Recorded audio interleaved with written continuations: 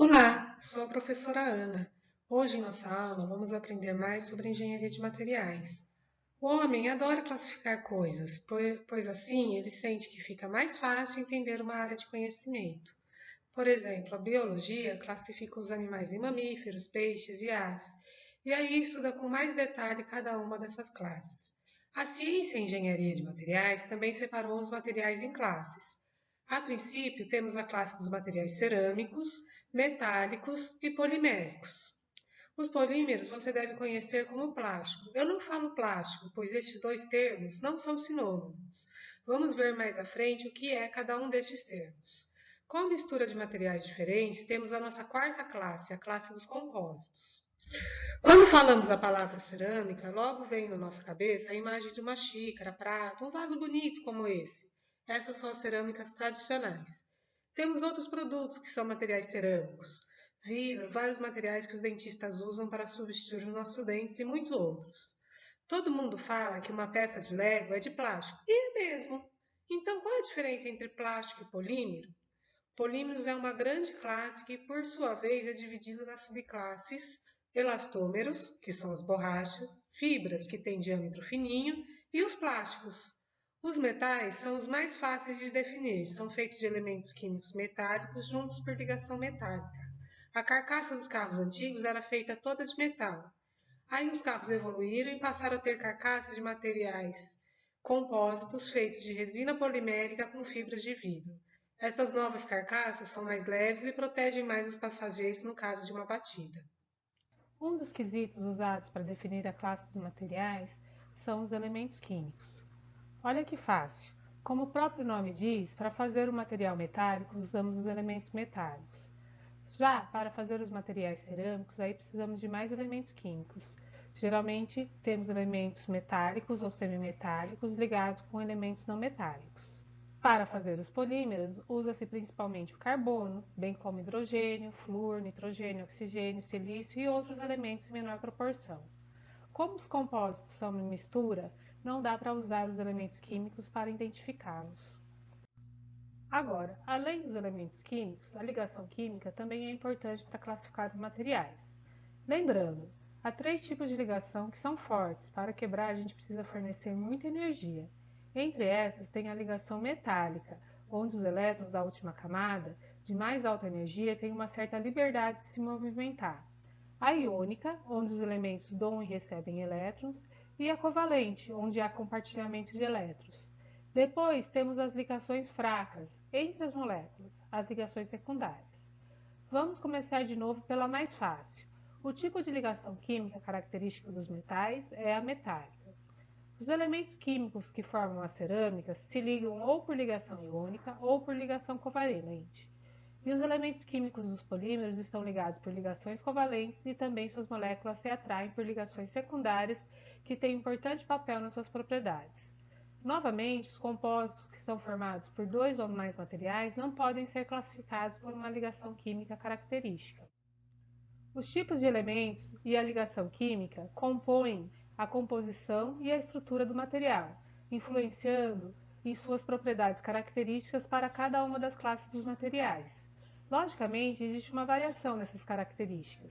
Por exemplo, ao compararmos dois metais, o alumínio tem ponto de fusão de 600 graus Celsius, enquanto o nióbio funde a 2.468 graus Celsius. Além disso, é possível mudar alguma propriedade ao usar um processamento que altere a estrutura do material.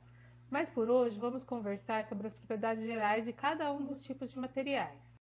Colocando em ordem crescente da força da energia de ligação, temos o seguinte: as energias das ligações secundárias são da ordem de unidade a poucas dezenas de quilojoules.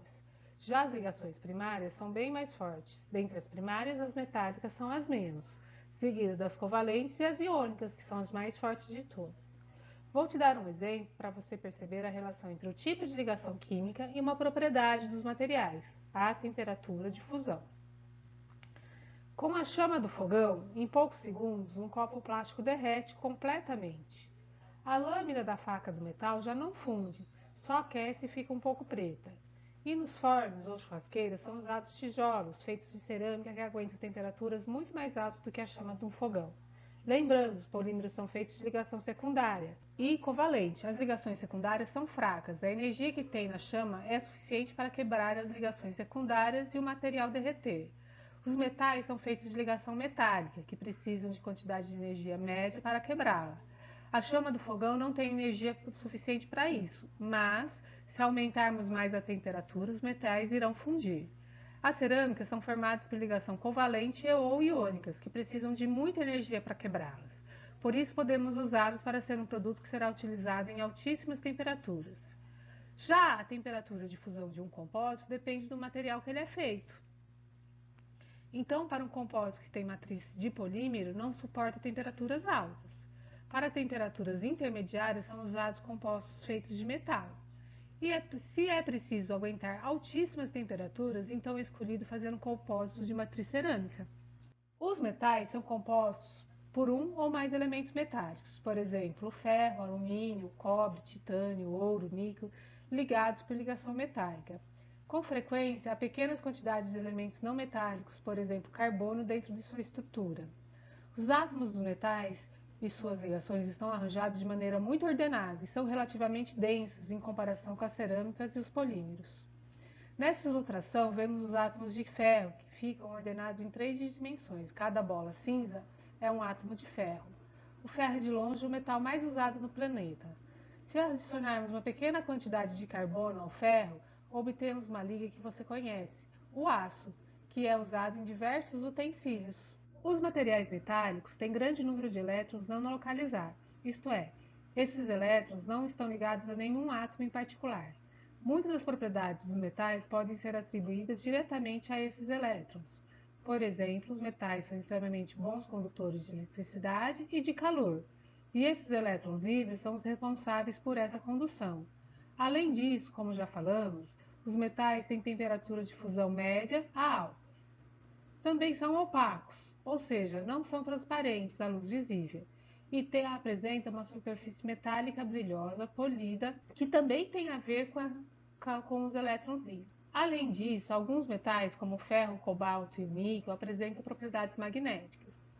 Em relação às suas características mecânicas, sua estrutura formada por átomos com carga positiva envoltos na nuvem de elétrons permite que os átomos se movimentem quando sofrem uma força externa. Isto é, os metais são capazes de grande quantidade de deformação sem sofrer fraturas, são chamados de materiais dúcteis. Ao mesmo tempo, estes materiais são relativamente rígidos e resistentes, o que é responsável pelo seu amplo uso em aplicações estruturais. Muitos metais sofrem corrosão. O parafuso ou uma janela enferrujada é um exemplo desse fenômeno.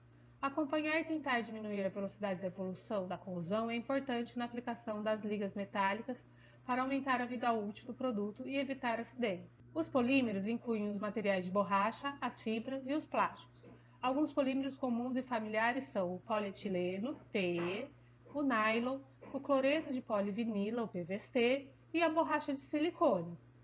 Por definição, os polímeros são uma molécula gigante formada por pequenas unidades repetidas, daí vem o seu nome, poli, que significa muito, e mero, pequena unidade. Geralmente são orgânicos, ou seja, são compostos por átomos de carbono, hidrogênio e oxigênio ligados por ligação covalente. As forças de ligação secundária entre as cadeias também exercem influência nas propriedades. Aqui no esquema, temos uma pequena molécula de etileno, que quebra sua ligação dupla entre os carbonos e assim se liga a outras moléculas de etileno, que também romperam as suas ligações duplas. Se isso acontecer inúmeras vezes, forma-se o que chamamos de cadeia polimérica. Neste caso, obtemos o polietileno. As cadeias poliméricas podem se arranjar de algumas maneiras. Fazendo o esquema onde cada bolinha é um mero, estes meros podem apresentar um arranjo linear ou ramificado. Se a cadeia for linear, o polímero sofre pequena ou média deformação ao ser submetido a um esforço. Com a sacola, chamamos estes polímeros de termoplásticos. Também é possível que as cadeias formem ligações entre si, o que se chama de ligação cruzada. Então é possível ter algumas ligações cruzadas, aí temos o aspecto típico das borrachas, que esticam muito e depois voltam ao seu tamanho original. O nome destes polímeros é elastômeros. Com muitas ligações cruzadas, o polímero não consegue ter muita mobilidade e quase não sofre deformação, o que é desejado para um capacete. Estes são os termofixos. Além de se diferenciar entre termofixos, termoplásticos e elastômeros, os polímeros não são tão resistentes quanto os metais, cerâmicas ou compósitos. Mas, tipicamente, esses materiais têm baixas densidades. Aí, geralmente, ao dividirmos sua rigidez e resistência pelo seu peso, as propriedades mecânicas ficam comparáveis à dos outros materiais. Falando de outra forma, uma cadeira de metal é mais resistente e pesada do que uma cadeira de plástico. Aí ocorre uma compensação, deixando ambos materiais aptos para serem usados como cadeira. Além disso, são conformados com facilidade em formas complexas. Dependendo do número de cadeias poliméricas por unidade do volume, de como e de quantos os átomos estão arranjados e de compostos adicionados na sua fabricação, os polímeros podem ser transparentes, translúcidos, opacos e ou coloridos. Além disso, eles têm baixas condutividades elétricas e não são magnéticos. Uma das maiores desvantagens dos polímeros é sua tendência de amolecer ou se decompor sob temperaturas relativamente baixas, o que em algumas situações limita seu uso. Além disso, eles são relativamente inertes quimicamente, não reagem com um grande número de ambientes, o que gera a desvantagem de demorarem muito tempo para se decompor após o seu descarte. O polímero biodegradável é uma solução para isso. Os materiais cerâmicos são compostos formados entre elementos metálicos e elementos não metálicos ligados por ligação iônica e ou covalentes, e que normalmente precisam ser submetidas a altas temperaturas para ficarem duros. Dentre estes materiais temos as cerâmicas tradicionais, que são feitas de matérias-primas encontradas na natureza, como as argilas e o quartzo da areia. Exemplos de produtos desse tipo são os tijolos, xícaras de porcelana e azulejos. Também como matérias-primas naturais é possível fazer os vidros e os cimentos. Outra subclasse dos materiais cerâmicos são os avançados, formados por matérias-primas sintéticas como óxidos, nitretos e carbetos. Com essas se fabricam cerâmicas semicondutoras, refratários especiais, materiais abrasivos e muitos outros produtos. Em relação ao comportamento mecânico, os materiais cerâmicos são relativamente rígidos e resistentes, devido às suas forças de ligação, que além de serem altas, impedem o movimento dos íons. Portanto, as cerâmicas tipicamente não conseguem se deformar ao ser submetidas a um esforço. As cerâmicas normalmente apresentam pequenos defeitos, que são núcleos para a propagação de tricas. Então, quando sofrem algum esforço ou impacto, as trincas caminham e o material quebra. Materiais que não deformam antes de se romper, chamamos deles de frágeis. No entanto, as cerâmicas mais modernas são produzidas praticamente isentas de defeitos. Assim, apresentam maior resistência à fratura. Esses materiais são usados como utensílios de cozinha e de corte, e até mesmo de peças de motores de automóveis. Além disso, os materiais cerâmicos são tipicamente isolantes à passagem de calor e suportam altíssimas temperaturas em ambientes severos, a exemplo de peças cerâmicas colocadas na superfície dos foguetes para protegê-los. Em relação às suas características ópticas, cerâmicas podem ser transparentes, translúcidas ou opacas, o que depende do modo que são fabricadas. E algumas cerâmicas à base de óxidos, por exemplo a ferrita, exibem comportamento magnético. A grande maioria das cerâmicas tem baixa condutividade elétrica, mas algumas são especiais, são semicondutoras. São muito resistentes à corrosão e, por isso, apresentam alta vida útil. Como exemplo, as paredes cerâmicas das pirâmides do Egito resistem até hoje. Com o avanço da tecnologia, foram criados novos materiais, os compostos, que, por definição, são formados por dois ou mais materiais diferentes, de composição química distinta e que têm uma interface entre eles. O objetivo do projeto de um compósito é atingir uma combinação de propriedades que não é exibida por nenhum material isolado e também incorporar as melhores características de cada um dos seus componentes.